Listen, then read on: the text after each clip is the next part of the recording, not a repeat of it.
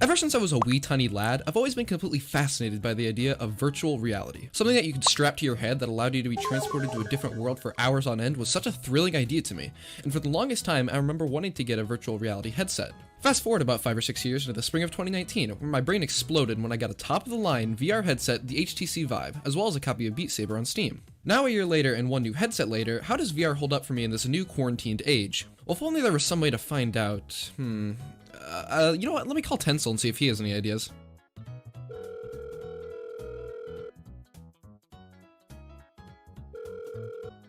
Hi. Yeah, I really need an idea for a video. Do you have anything? You could, like, review your VR games on Steam. Oh, that's a good idea. I'm gonna go do that. Okay. Okay, bye. Have a good night. This is gonna be a great idea. So yeah, that's what we're doing today. I'm going to review every major VR game in my Steam library. For full disclosure, I'm only going to be reviewing games that are made specifically for VR, which means I won't be reviewing any ports of games. Now that's not to say that all VR ports of games are bad, as many VR ports end up being really immersive and cool, and then some ports end up being Subnautica VR. What am I doing? So sit back, relax, and get ready for me to talk about games that you can only play with a mini TV strapped to your face.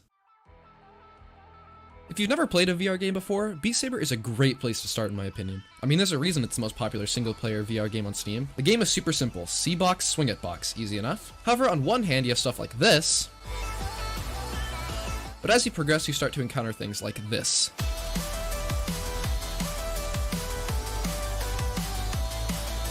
The game is easy for newcomers as it has a very low skill floor, but continues to be fun as you get better due to the game's high skill ceiling. On top of that, the Steam version allows you to get custom songs that other people have made. Why do I have this downloaded? Another great part of the game is that it keeps you in a stationary position, which makes you much less likely to get motion sick while playing, which is great for the population of planet Earth that doesn't enjoy vomiting. In some ways, it's objectively the best VR game on this list, but then again, you do look like a complete lunatic while playing. Next up is Boneworks, a VR game developed by Stress Level Zero and released in December of last year. The game is a physics-based puzzle game with some combat thrown in as well, so basically Half-Life VR. No, not that Half-Life VR, we'll get there in a few minutes. Boneworks has very unique gameplay compared to similar VR games, its major aspect being that anything and everything has physics. Now this can be both a blessing and a curse, as it makes the weapons and combat feel very responsive and accurate, but it also comes with a certain level of jankiness. However, it makes you think in a different way compared to other VR games, a great example being this area here. What you're supposed to do is move the bridge across using the weights and hooks provided, but the first time I played, my dumb Ooga Booga caveman brain couldn't figure that out, so instead I just stacked boxes from the other room in a staircase. That's the root of Boneworks puzzles. Due to it being a physics game and a VR one at that, you can move things to just the right place to solve things your own way. Or you could just do the secret third way, which is just shooting things till it works. So you look, shooting things, and I'm at the end of the game. Next we have Hot Dogs, Horseshoes, and Hand Grenades, shortened to H3 VR. H3 VR is a realistic shooting simulator developed by Ant and Hand and is probably one of the most complex and intricate VR games on Steam. How do I use this? Oh. The game is a realistic VR shooter with tons and tons and tons of guns. The game doesn't really have a main objective, but is made up of smaller minigames that use the different guns in unique and interesting ways. Some of these minigames include a Christmas Coliseum fight, a take and hold game mode, and Dead Up's Arcade. Oops, never mind, that's just Call of Duty Black Ops that has that. Personally, I prefer the take and hold game mode, and in my opinion, it's where the game shines best. The game gives you a random gun, a random melee weapon, and some health, and makes you fight your way through waves of enemies while holding down objectives. It's the game at its simplest and most effective, as it shows off a lot of what the game has to offer. Oh, and you've probably noticed by now that all the enemies in the games are hot dogs.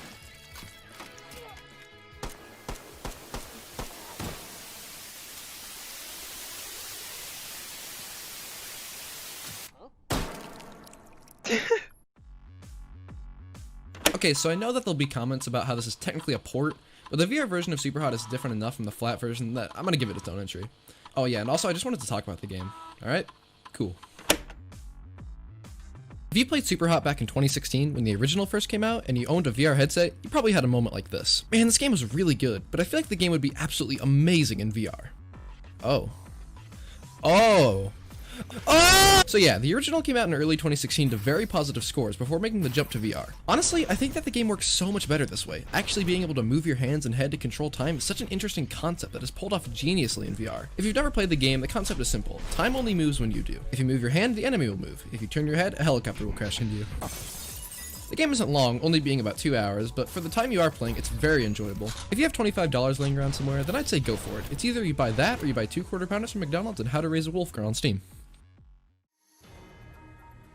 Next up we have Pavlov VR, a shooter game that is sort of like a VR version of CSGO. However, the game is far from just that though. For example, it's a VR game. In all honesty though, the game does have a lot to offer in terms of modes and maps. The base game has normal stuff like deathmatch and search and destroy, but the real fun begins once you start looking at the custom maps in the Steam Workshop. The Steam Workshop has some incredibly fun modes like Prison Break, Battle Royale, They call me Mr. Fortnite. and the fan favorite, TTT. Hey you. Guess what? Yeah. Even if this game was just TTT, I would still absolutely recommend it for this mode alone. Every time you play it, you meet new and interesting people that will inevitably always backstab you, but hey, it's a living. Why are you looking at it?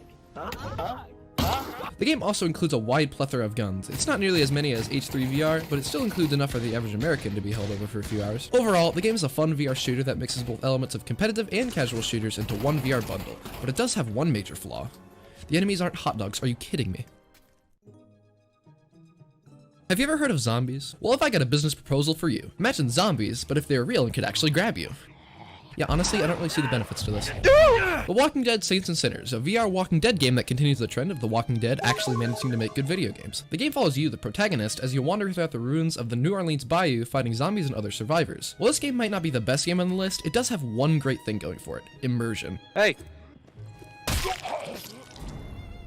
The game really makes you feel like you're sneaking around the zombies and the survivors, scavenging for any kind of food you can find until your inevitable death. The game does an amazing job of making it all feel real to the point where you can get immersed for hours playing all that the game has to offer. Overall, like all VR games, there might be some jankiness, but it's still a wonderful experience for anybody wanting to play a VR game with a color palette that ranges from gray to dark gray.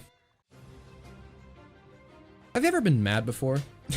Of course you have. Everyone has, solely because of the fact that annoying orange still exists. God, I want to smash his head in with a Spring Chef meat tenderizer so badly. Anyways, have I got the game for you? Bladen Sorcery is by far one of my favorite VR games to date because of the fact that you feel so absolutely badass while playing it. You can do so much to just absolutely decimate your enemies, and the sheer amount of things in the game at your disposal to decimate with is absolutely staggering. Off the top of my head, there's daggers, swords, hammers, axes, spears, bows, a fire spell, a gravity spell, an electricity spell, a baguette sword, yes, even that. And if that wasn't enough for you, there are hundreds upon hundreds of mods for the game that ranges from Minecraft swords to guns to full-on Iron Man-like suits. There's so much to do in the game that it's easy to forget that the game is still only in early access, and by the time it's fully released, there will be a full campaign with things like armor and a skill tree. With so much stuff to do in this game, it's no wonder why I have nearly 150 hours sunk into the game while I only have 3 minutes in epic roller coasters. Jet Island is the next game up on this list, and is actually the reason I wanted to make this video in the first place. I thought it would be fun to shed some light on some lesser known VR titles, this being a great example of an indie VR game. So what is it, you might be asking yourself? Well, the gameplay mostly consists of you hurtling toward the ground at the speed of light, spinning out of control while contemplating your mere mortal existence. Oh, and also there's a squirt gun. The game also has 4 different bosses, which are my absolute favorite part of the game, especially the final boss, which is the giant metallic worm featured heavily in promotional art for the game. He just chills out in the sky for 90% of the game, then once you get to the end of the game, his asthma starts kicking in. Another part of the game I really like is the open world aspect. Some people might look at this and go, I didn't know I was playing Minecraft VR today, but honestly, the sharp edges are perfect for this type of game. It makes it easy to grapple onto things, and since you're going faster than Sonic for most of the game, you barely notice it. Overall, the game is super fun and easy to pick up and play. Well, easy to pick up and play for people who are okay with being turned into a supernova. Five Nights at Freddy's is one of the most popular horror franchises of all time. I mean, everybody and their pet gerbil knows about it at this point, so it was only a matter of time until it went a step further with either a VR or AR game. The question was, though, which one would it be? Well, it seems that we all forgot for a moment that Scott Cawthon is the mad genius that he is, so he said, yeah, why not, and released a VR and AR game within a year of each other. So Five Nights at Freddy's VR, Help Wanted, a game that definitely ranks in my top 3 favorite games with 7-word titles. Honestly, the game isn't too different from the regular FNAF formula. It has the scares and the pants shitting, but with a hint of new content that plays to the strengths of the platform. A great example of this is the parts and service minigames. In VR, everything appears 3D and thus more real. Therefore, the parts and service minigames really gives you an idea of the massive scale that these fictional furries have. Due to this, the game manages to scare even seasoned VR horror players, as the game knows what it has and plays to its strengths to create the most frightening horror experience it can make. Well, as scary as feeding pizza to a 2-ton metal bird can be, which is something I've always had on my bucket list, how did this game know? Next up we have Onward VR, a realistic tactical shooter designed with VR in mind, and when I say realistic, I mean really realistic. The game is meant to be played with a squad, as many elements in the game revolve around communication. One way the game shows this is actually right at the beginning of missions, as there's a whiteboard in the loadout tent that can be used to draw up plans of attack with your team, but we all know what players actually use it for. Another piece of equipment that I really enjoy in the game is the drones that you can fly around the map, and I gotta say, this is really the only game that makes you feel like you're playing as Michael Reeves. On top of that, there are tons of other equipment in the game to use, like the night vision goggles and grenades, as well as the guns that range from pistols to rifles and even an RPG as well. Overall, the game is a pretty simple military sim with tons of versatility to do what you want, as long as what you want is being shot at by a terrorist. The next game is VR Chat, also known as, wait, this game still exists after 2018? Yes, it's hard to talk about this game without bringing up him. But I'm going to try my best not to and focus on what the game is actually about, which is all anime apparently. The game features thousands of different worlds to explore with tons of different things to do. The game is basically a toolbox for creators. It gives people the tools to make worlds, and then people create sort of mini games within the actual game for others to play. A pretty smart business strategy known as having others make a game for you. In all honesty though, there are some great worlds in the game if you are willing to take some time and look around. There's a little something for everyone. If you want horror, they got it. If you want racing, they got it. If for some reason you want a game where the main goal is to murder other players and then get away with it, well, that's not suspicious at all, but they got it.